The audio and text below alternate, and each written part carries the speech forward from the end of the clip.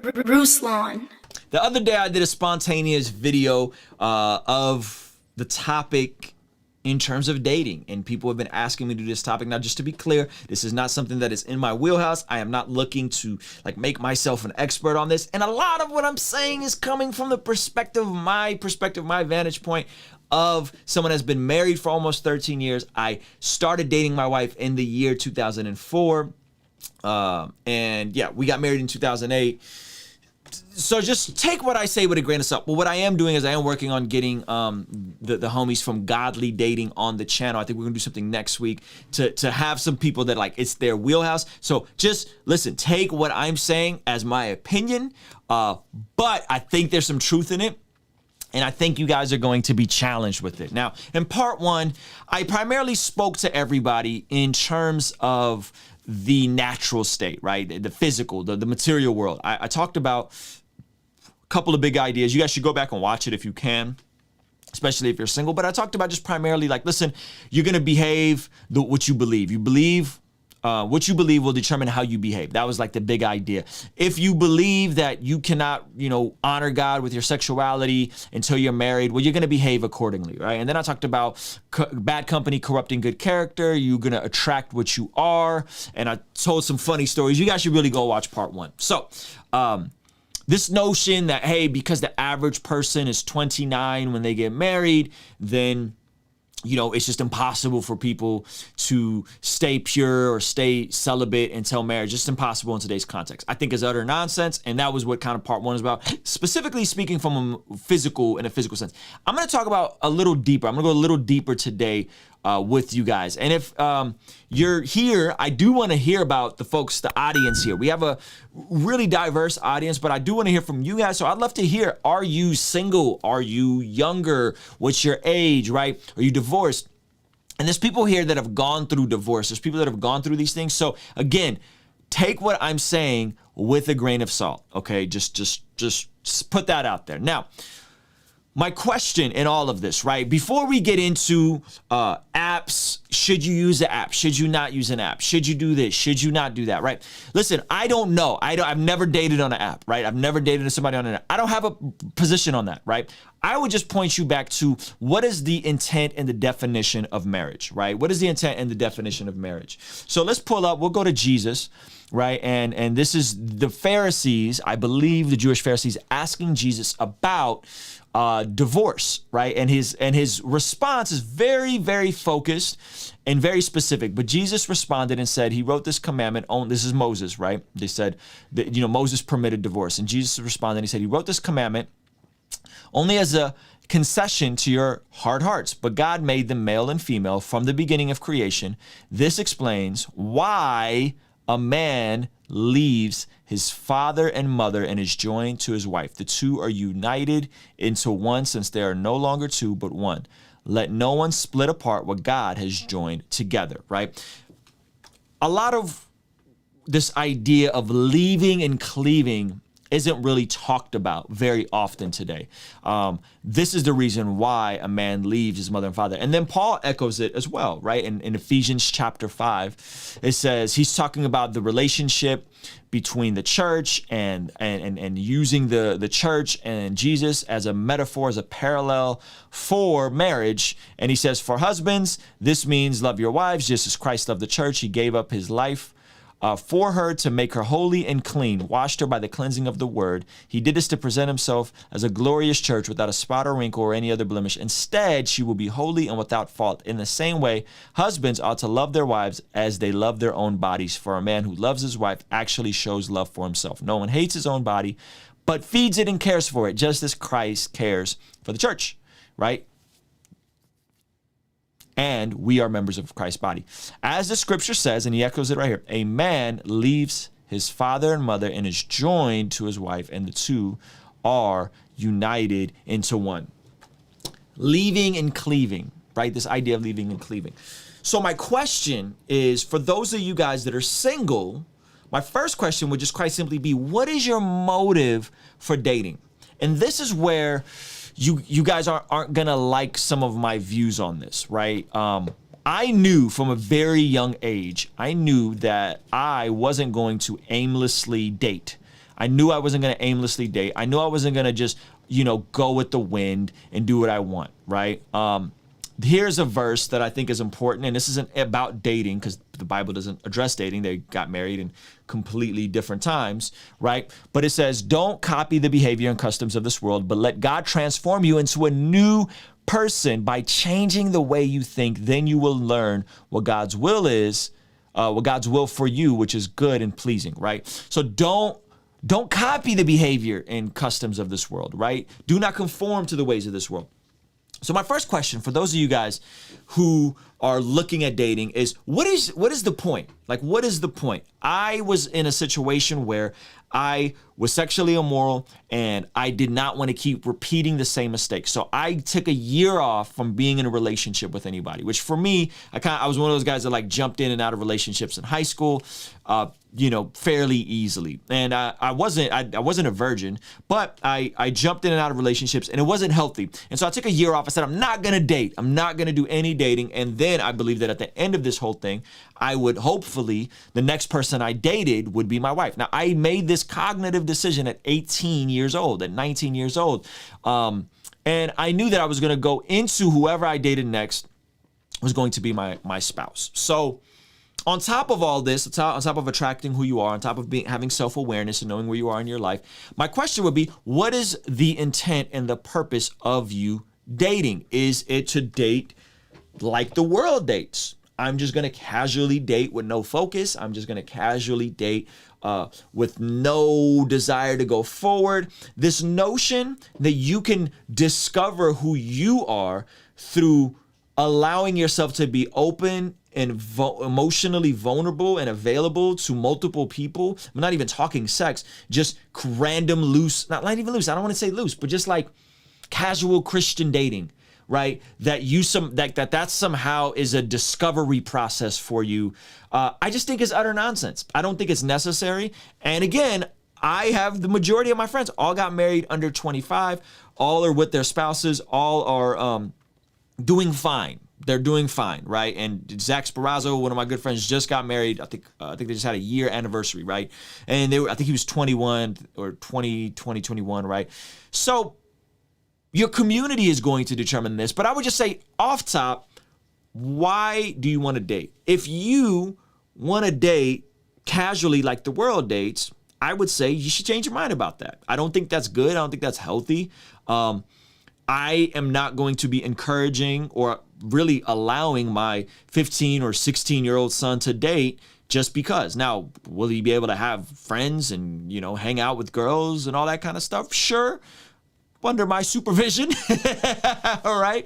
But this notion that we could just do whatever we want and do it the way the world does it will get you like worldly results. It will, right? And you see this with the correlation between people who cohabitate together before marriage and the unlikelihood of them getting married and then the likelihood of their divorce after they get married. That's a real thing. You can look that up for yourself. So my first question would be, why do you want to date? My second question would be, are you ready, like Ephesians 5 says, to provide and to care for another woman? Like, specifically, I'm speaking to dudes, right? Are you ready for that? Are you really ready for that? Because most of us aren't. I wasn't. And no one talked to me about leaving and cleaving. And no one talked to me about being in a spot financially where I could provide with someone or for someone. Now, my situation was my wife worked and now she's at home and she helps me run the business and she's incredible. But she worked, and this isn't against women not working or anything like that. But the majority of times you have kids, and there needs to be a plan for kids and there needs to be some kind of foresight for that. So my question would be like, are you in the spot to do that? And are you even looking at that? And this gets into the deeper conversation of our modern education system, of our modern, just kind of toxic worldly way of how we view success and climbing up the social ladder or the corporate ladder, if you will. Meaning that if you're 18, 19 years old in this chat, there's a bunch of folks that would love to give you $100,000 loan to go and get in debt for your education with no real oversight, no real, are you going to be able to pay this money back? But not a lot of people will give you the resources to start your own business. I think that's rather hypocritical. Don't get me wrong. What I am not saying is that you shouldn't educate yourself. You should develop useful skills. What I am saying is that our education system is broken, and this notion that you have to go to college and you have to go and get in debt to go to college kind of positions a lot of us to never, or to not in a reasonable time, get married. That's trash to me, right? So if you're in college now, you got to pause your life for 4 years because you don't have an income, because you got to go through this educational system. And again, education is important. Learning skills is important, but a lot of it you might be able to do through a trade school. You might be able to do it through YouTube University.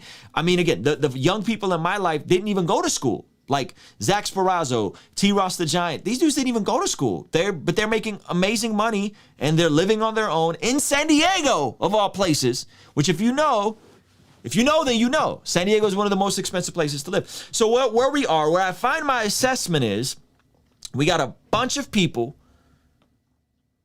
who don't have incomes, who bought into the lie of the educational system, who are in debt, and don't really have any useful skills. And then they're like, I want to get married, but I can't because I don't have an income yet because I'm in college, but I'm in college to get an income. But then I graduate college and then I have more debt and then you don't really have an income. This is the worldly perspective. Do not conform to the ways of the world. If God's calling you to college, if you have a scholarship, if your parents put money aside and you have hundreds of thousands of dollars, like, again, this is my perspective. I am not an authority on this. I'm speaking just strictly my assessment, right? And the people who I see, most of which don't even go to college, but they're extremely skilled and they're extremely talented at what they do. I'm talking folks that are 20, 21, 22 years old. Don't go to college, build their own businesses, making 50 grand a year, 40 grand a year, 60 grand a year, 100 grand a year. Didn't go to college. And those people can get married at 21, 22. Why? Because they have incomes. Their motivation is, I'm going to go into this willing to provide for this person. I'm going to go into this willing to lay my life down as Christ laid his life down for the church, right? And provide for this person. Why do you want to date? Do you have the skills or the income to provide for another person? I know this is getting uncomfortable. And I don't mean to oversimplify this, right? And then I would say after the fact, once you are in a space, and here's the thing.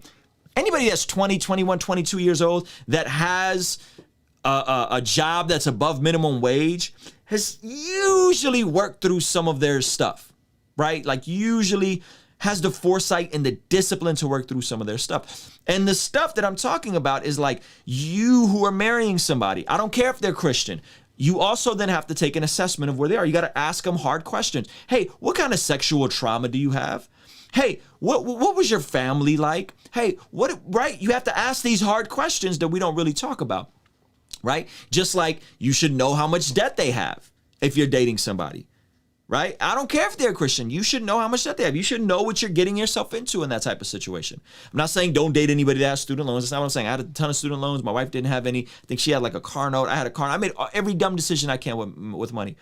But I'm trying to save you guys the headache of what I had to go through. Learn through my mistakes. Right? Learn through my mistakes. The more debt you go into at a younger age, the harder it's going to be to build your life in a way. And so, yeah, I think society has a lot of young people trapped. You're trapped in this rat wheel race of needing to go to college, to get a job, to not make enough money to pay off your debt, to not really be able to afford to live and save and buy a house and graduate with hundreds of thousands of dollars in student loan debt, right? Maybe there's another way. Maybe there's another way. So depending on which field you need to go into, maybe you do need to go to college. If you want to be a doctor, if you want to be a lawyer, if you want to be a teacher, yeah, you need to go to college. But is that what you actually want to do with your life? Right? Again, I'm not saying like go chase butterflies and be a dreamer your whole life. No, I'm not saying that at all. I'm saying had I known this stuff back then, I could have avoided myself going into debt. I could have avoided myself making a lot of really dumb decisions with money. Right? I could have, but I didn't. And it costed me something. It costed me a rocky first couple years of my marriage where me and my wife lived with my mom in a condo I co-owned with my mom for the first, I think, 10 months, 9 months. It was brutal, right? It's brutal. So I think it's important for us to just have a sober assessment of where you are and what you want to do. And if you aren't in the space, hear me loud and clear. If you're not in a space personally, like do your faith, right? Is your faith, is this really your faith or is this your parents' faith? Like those of you guys that are Christians, is this really your faith or is this your parents' faith? Because God don't got no grandchildren, right? Is he your daddy or is he not your daddy, right? Is your faith really your faith? Are you aware of the issues you need to work through? Like, do you have trauma in your life, right? Do you have stuff that you need to work through, go to therapy for? Do you have useful skills? Do you have useful skills? Are you approaching dating in a worldly way where you just want to casually jump in and out of relationships? No intent to marry somebody, but strictly because you're lonely, right? And then if you are, you know yourself, you know this is your faith, you know that the next person you want to marry is the person you want to spend the rest of your life with. Are you in a season of life? Are you in a season of life where you have useful skills that you can afford to leave and cleave? That's what this whole talk started with. That's what this whole talk started with. Jesus says, for this reason, a man shall leave his father and mother. Are you ready to leave your father and mother? Whether that's the spiritual covering, the financial covering, the housing covering. Are you ready to leave? And I don't mean live off somebody else's money. I don't mean live off a federally insured student loan. I mean, do you have the skills to provide for yourself? That doesn't have to just be one way. There's all kinds of different ways you can do it, right? Do you have the skills to provide for yourself? I got more questions for you than answers, guys. Straight up. I got more questions than answers. And again, we could say, oh, it's hard and statistics and this and that. Hey, I'm going to make it a point to bring a bunch of people under 23 who are married, living on their own and making good money, and they don't have college degrees. I'm going to make it a point because what you believe will determine how you behave. If you believe that, oh, I can't save myself for marriage, I can't make any good money to provide for myself, I can't make enough money to move out, I can't do this, it's just too expensive. If you believe all that nonsense, then you'll behave accordingly. You'll date because you're bored and you're lonely. You'll probably cross some boundaries.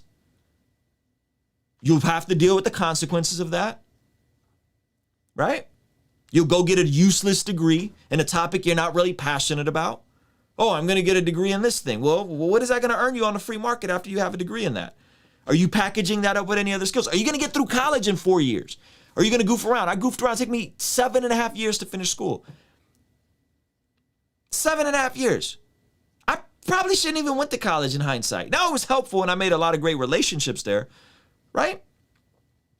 But had I known then what I know now, oh my gosh. I just would have stuck to the plan and just kept making dope music. I would have been on video stuff earlier, right? So these are the questions I have for you guys. Why do you want to date? Are you ready to date? Are you ready for that person to be? Are you dating like the world?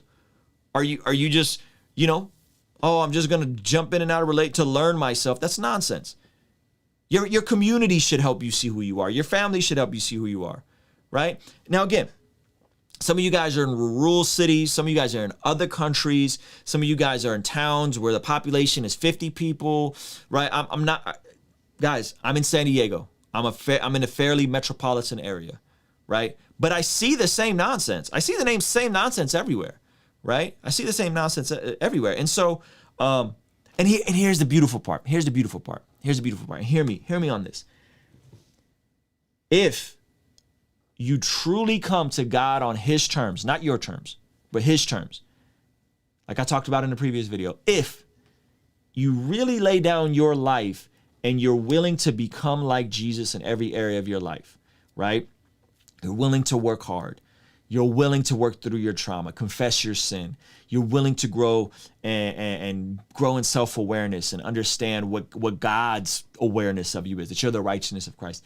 If you're willing to handle your money God's way, develop useful skills, be generous, right? If you're willing to take care of your body God's way, right? If you're willing to live a life that's full of the Spirit, those are attractive people. Those are just fun people to be around, are they not? Right?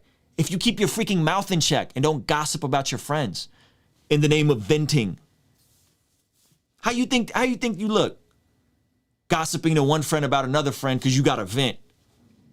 Right? You think that's attractive? All of these things are a byproduct of being conformed to the image of God in your life.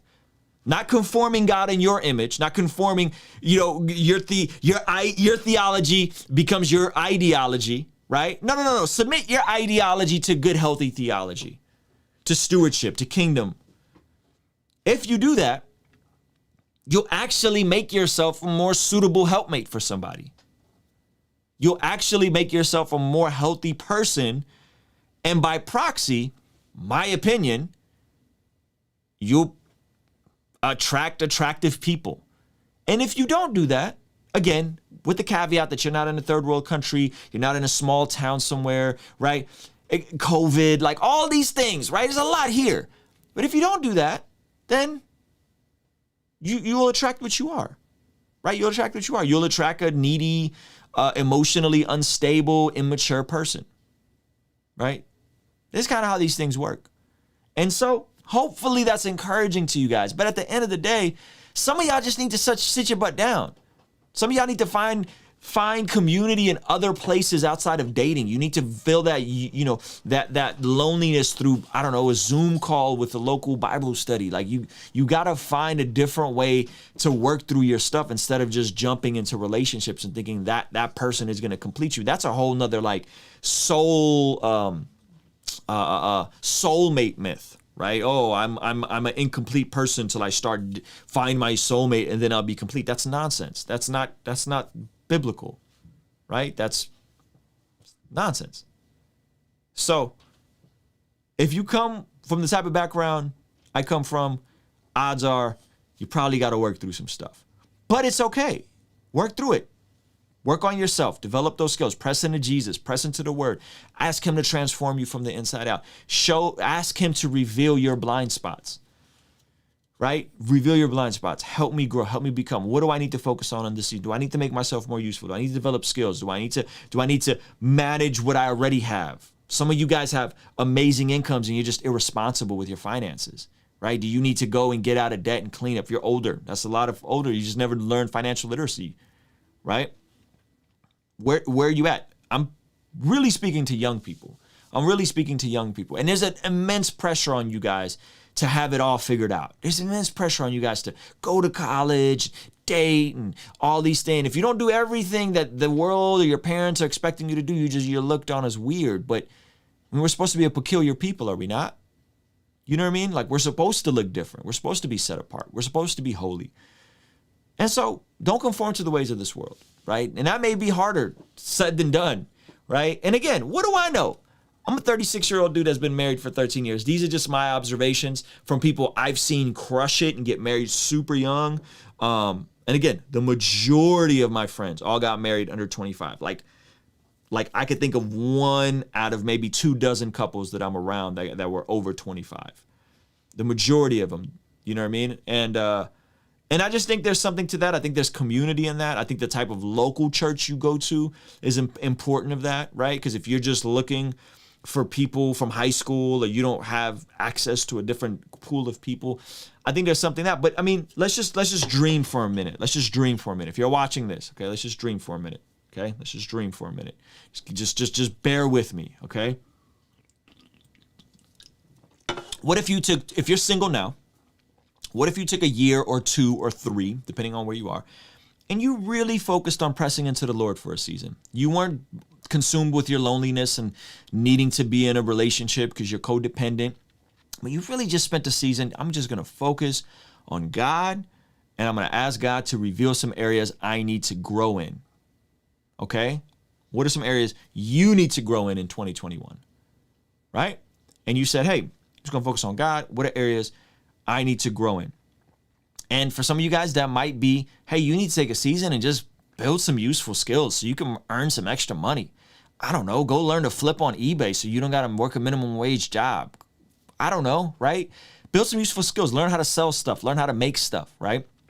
I got an entire podcast on ethical wealth building by Naval that's pinned up in all my videos, right? Figure out what you need to do. Or maybe you have useful skills, but you've let your physical appearance go, right? You've let your physical appearance go. Or maybe you just need to get back into a local healthy church, right? But take a year, maybe 2, and say, I'm not just going to pursue a relationship just because it's convenient. I'm going to become the type of spouse I would want to marry. I'm going to become the type of person I would want to be married to. What if you took a year or 2 and did that? And then on the other side of that year, you were out of debt. You were earning more money. You were more generous. You were less likely to gossip. You were more fit. You lost some of that weight. You're in better shape. Right? 6 months, a year, 2 years, it doesn't matter. But what if you did that? How would things look for you differently? I tell you what, you probably wouldn't be as thirsty to get in a relationship because you'd be more confident in who God is creating you to be. Right? But, and guess what? That's attractive.